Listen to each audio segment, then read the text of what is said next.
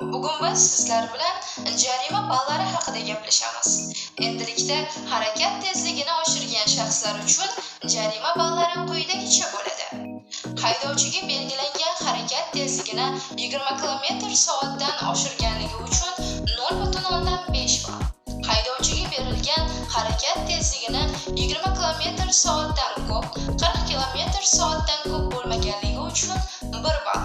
Haydovchiga belgilangan harakat tezligini 40 km/soatdan ko'p, 60 km/soatdan ko'p bo'lmagan holda 1.5 ball.